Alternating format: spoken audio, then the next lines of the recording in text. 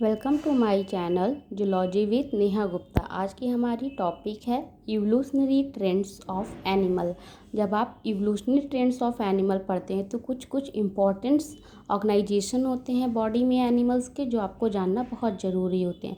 तो सबसे पहले हमारा होता है बॉडी ऑर्गेनाइजेशन, फिर है हमारा बॉडी सिमेट्री, फिर आता है हमारा शिलोम, फिर है डिप्लोब्लास्टिक एंड ट्रिप्लोब्लास्टिक ऑर्गेनाइजेशन, फिर आता है हमारा रिप्रोडक्शन। और इसमें कई सारे आपको मेटामॉर्फोसिस, यूनिसेक्सुअल, बाइसेक्सुअल, ये सब के बारे में आपको बताया जाएगा। तो सबसे पहले हम स्टार्ट करते हैं हमारे इवोल्यूशनरी ट्रेंड्स ऑफ एनिमल को। सबसे पहले हमारा आता है बॉडी ऑर्गेनाइजेशन। किसी भी एनिमल्स में बॉडी ऑर्गेनाइजेशन 3 तरह से होते हैं। पहला होता है सेल एग्रीगेशन प्लान, दूसरा होता है ब्लाइंड सेक प्लान, और तीसरा होता है tube with in tube plan. तो सबसे पहले सेल एग्रीगेशन जो प्लान होता है, इसमें आपको बताया गया कि not organised in the cell या ऑर्गन।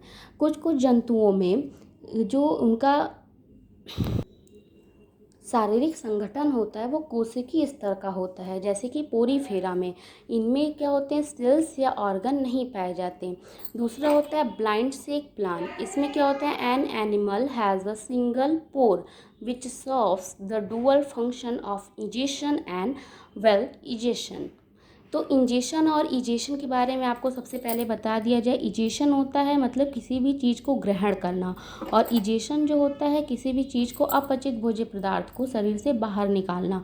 तो इसमें जो ब्लाइंड सेक प्लान होते हैं, इसमें जंतुओं का जो आहार नाल होता है एक छोर पे खुला तथा दूसरे छोर पे बंद होता है। तो जो उनका जो सिंगल पोर होता है उसी से वो डुअल फंक्शन करते हैं, मतलब जो मुख से भोजन ग्रहण करने का काम भी वहीं से करते हैं और अपचित भोजन को निकालने का काम भी वो उसी पोर से करते हैं। इसीलिए हम कहते हैं ब्लाइंड सेक प्लान, जो कि सिलेंट्रेटा में होता है।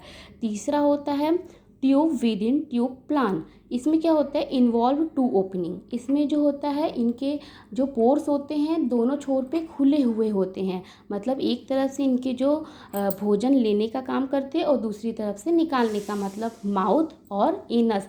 तो इनमें इस तरह का जो tube with in tube plan होता है वो नीमोटोड्स से कॉर्डेट्स के बीच में पाया जाता है। तो आपको ये समझ में आया कि जो बॉडी ऑर्गेनाइजेशन होता है किसी भी एनिमल्स में वो 3 तरह से होते हैं, सेल एग्रीगेशन, ब्लाइंड सेक प्लान और tube with in tube plan. अब दूसरा आता है बॉडी सिमेट्री। सिमेट्री को हम सममिति भी कहते हैं।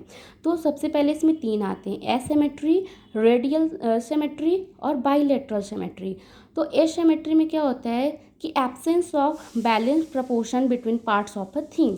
किसी भी तरह का जो जंतुओं के शरीर में अंगों की समानता या विषमानता के अध्ययन को हम सममिति कहते हैं। मतलब उनमें जो बॉडी पार्ट्स है वो किस तरीके से डिवाइड हुए हैं वो बताता है हमारा बॉडी सिमेट्री। तो एसिमेट्री में क्या होता है कि इनमें बैलेंस प्रपोर्शन में कोई भी पार्ट्स नहीं होते हैं। अगर इन्हें काटा जाए या इन्हें डिवाइड किया जाए तो ये क्या होते हैं, बिल्कुल डिफरेंट पार्ट में होते हैं। फिर दूसरा है radial and arrangement around a central point. इनमें जो बॉडी पार्ट्स का डिवाइडेशन होता है वो रेडियल या सेंट्रल पॉइंट पे होता है। मतलब कि अगर इन्हें हम किसी भी जगह से काटें तो वो बराबर भागों में डिवाइड हम कर सकते हैं, जैसे कि रोज़ हुआ, जेलीफिश है, स्टार फिश है। फिर थर्ड आता है बाइलेटरल। बाइलेटरल में बताया गया है कि object divided by a line to right या लेफ्ट। बाइलेटरल जैसे मेन ह्यूमंस में आप देख सकते हैं, इन्हें हम सामने से काटें या एक लाइन में काटें तो राइट एंड लेफ्ट वाला जो पार्ट होता है बिल्कुल अलग अलग आपको बराबर समानता में, मतलब लेफ्ट एंड राइट में डिवाइड हो सकता है। तो इसे हम बोलते हैं बाइलेटरल सिमेट्री। तो समझ में आया आपको कि जो बॉडी सिमेट्री होती है वो 3 तरह की होती है, एसिमेट्री, रेडियल सिमेट्री और बाइलेटरल सिमेट्री। एसिमेट्री मतलब कि उनके जो बॉडी पार्ट का डिवाइडेशन होता है वो बराबर नहीं होता, आप उन्हें काटेंगे तो वो कहीं से भी बैलेंस प्रपोर्शन में नहीं कटेंगे। और रेडियल्स होता है मतलब इनमें जो बॉडी पार्ट होते हैं वो सेंट्रल पॉइंट पे होते हैं। और जो बाइलेटरल होता है इनमें अगर हम काटें तो ये मिरर इमेज दिखाते हैं, और मतलब राइट एंड लेफ्ट में डिवाइड हो सकते हैं बराबर भागों में। तीसरा हमारा आता है सीलोम, जिसे हम देह गुआ भी कहते हैं।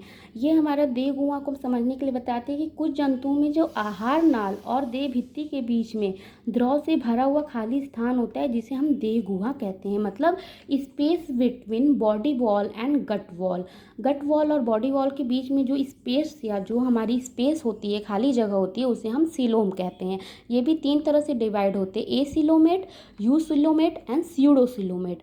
तो जो सिलोमेट होते हैं वो इसलिए होते हैं कि जो हमारे इंटरनल ऑर्गन हैं उनके घर्षण से कोई भी उनको कोई प्रॉब्लम ना हो, आपसी घर्षण से सुरक्षा करते हैं ये। और ये हमारे जो लास्ट होता है मेसोडर्म, मतलब जो जर्म लेयर मेसोडर्म के टूटने से ही सीलोम का फॉर्मेशन होता है। तो एसिलोमेट में सबसे पहले आते हैं, तो acoelomate animal with in no coelom. ऐसे एनिमल जिनमें सीलोम नहीं पाया जाता है उसे कहते हैं एसिलोमेट। दूसरा आता है यूसिलोमेट, मतलब animal with in true coelom, जैसे कि ह्यूमन बींग्स। आप देखे होंगे कि हमारे बॉडी वॉल और गट वॉल के बीच में जो इंटरनल स्पेस होते हैं वो बिल्कुल ट्रू होते हैं, तो इसे हम बोलते हैं यूसिलोमेट। फिर होता है स्यूडोसिलोमेट, मतलब आभासी देह गुहा जिसे कहते हैं, एनिमल विद फॉल्स सीलोम। अगर एनिमल में फॉल्स सीलोम पाया जाता है तो उसे हम बोलते हैं सीडोसिलोमेट।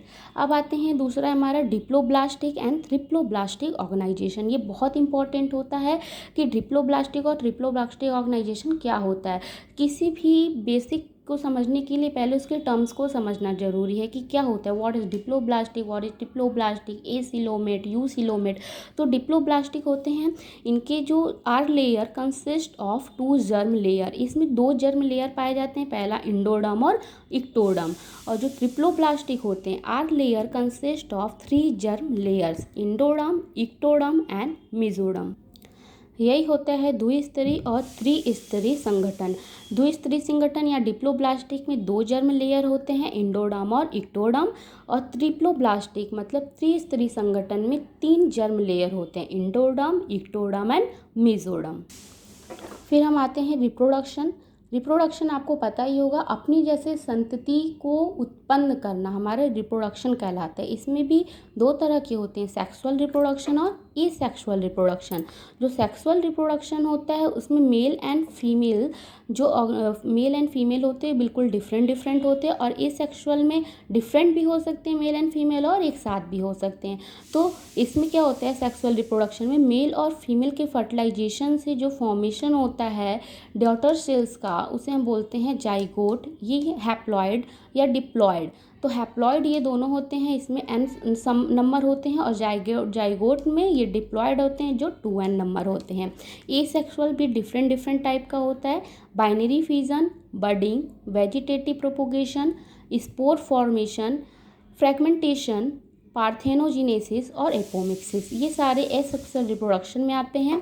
सेक्सुअल रिप्रोडक्शन आप समझ ही रहे हैं कि सेक्सुअल रिप्रोडक्शन में मेल और फीमेल जब फर्टिलाइज करते हैं तो न्यू यंग वंस को फॉर्मेट करते हैं, जिसे हम जाइगोट बोलते हैं। ये होता है हमारा सेक्सुअल रिप्रोडक्शन। इसमें भी कई सारे टर्म्स होते हैं, जैसे यूनिसेक्सुअल और बाइसेक्सुअल। यूनिसेक्सुअल मतलब relating to one sex only, either male या फीमेल। मेल या फीमेल ही एक ओनली वन सेक्स ही इसमें होंगे, जिसे हम बोलते हैं यूनिसेक्सुअल।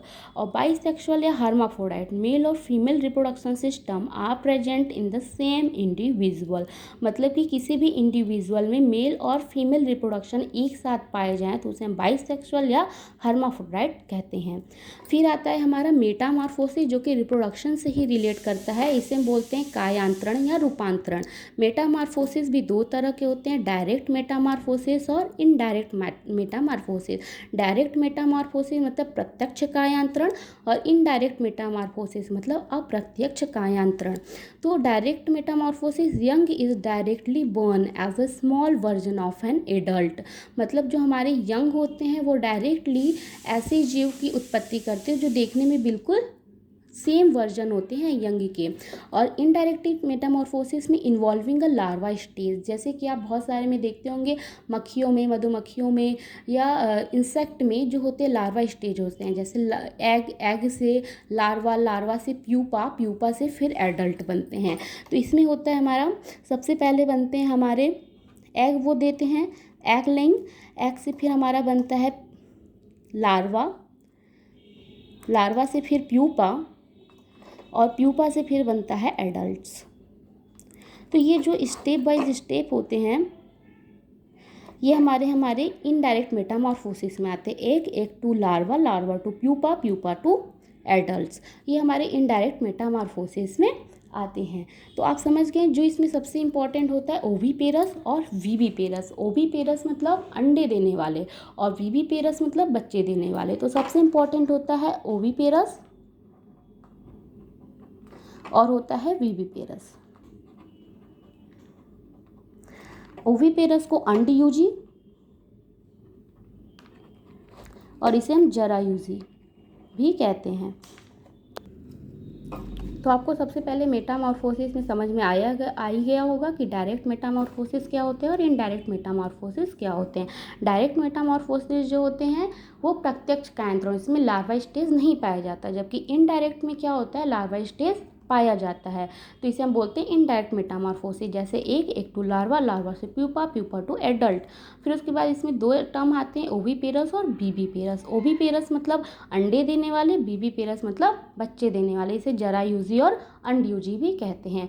इस पूरे इवोल्यूशनरी ट्रेंड्स ऑफ एनिमल में अगर आपको कुछ भी ना समझ में आए या कोई भी चीज़ से डाउट हो तो आप हमें कमेंट कर सकते हैं और डिटेलिंग वीडियो बनाने के लिए भी हमसे कह सकते हैं। अगर वीडियो पसंद आई हो तो लाइक, शेयर एंड सब्सक्राइब कीजिए। Thank you.